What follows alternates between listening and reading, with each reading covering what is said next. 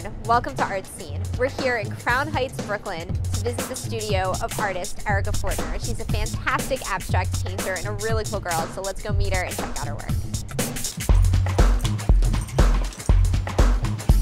Come on in!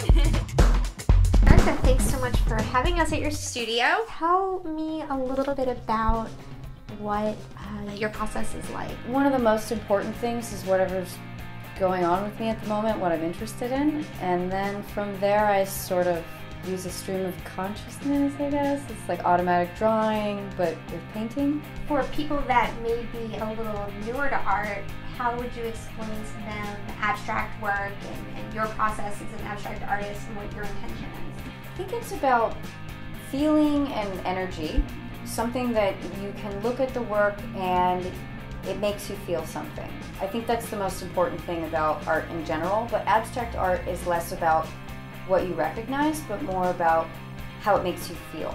What would you want someone viewing your work to take away from it? I don't want to tell someone how to digest the work. If they want to ask me what it's about, then I'm super open to talk about it, but I sort of like the idea that they can decipher the mythology and the stories in it and sort of how it personally relates to them, and I hope that other people look at them and see more every time they see it. What kinds of things in your everyday life inspire you? Are there any repeated themes throughout your work? Ladies. Ladies. I'm really into women's rights and this dualism of what's beautiful on the edge of what's grotesque, I guess. You said to me earlier that you breathe art. It's just part of your being. Do you feel like you're compelled to create art? Yeah, I have to.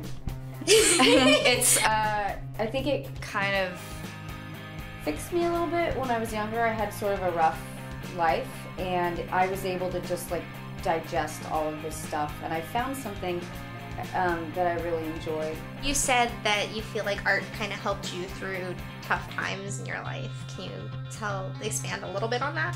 My dad is a recovering alcoholic, and my mother, she was diagnosed as bipolar, and I also grew up in this neighborhood where there weren't a lot of kids. How did those experiences inform your work?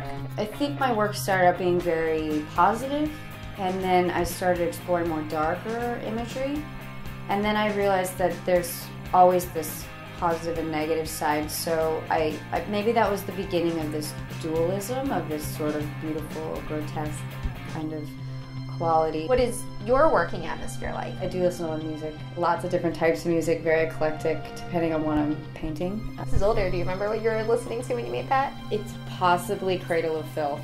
It's metal.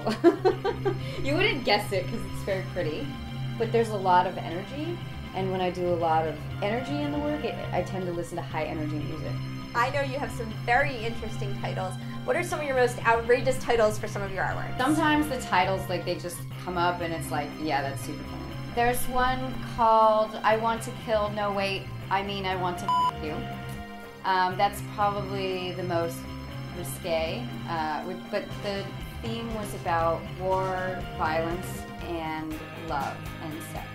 Art's encompassed your life, and it's even on your body. Do you want to talk a little bit about any of your ink? I think 14 or 15, I realized I just didn't feel like myself. And then I got my first tattoo and realized I feel more like myself. And it goes with the roller derby, you know, really well. Roller derby? Tell us about this roller derby. I play for the Long Island Roller Rebels. It's 60 girls skating around, hitting each other. It's a very alternative, extreme sport for women. What do you like about it? It's intense and it's really challenging. What's particularly challenging about being an artist or being an artist in New York City? I think one of the hardest things is sticking to your guns, in a sense, like what is your thing, and not really going by what the trend is and what people are saying. You should change the title of this. You want to make the art for yourself, and then you hope that people enjoy that and see something in it that speaks to them. Thanks for having us by your studio and sharing your personal stories and your work with us. It's been a great experience. Thanks for coming. And thank you for joining us, and we look forward to seeing you next time on Art Scene.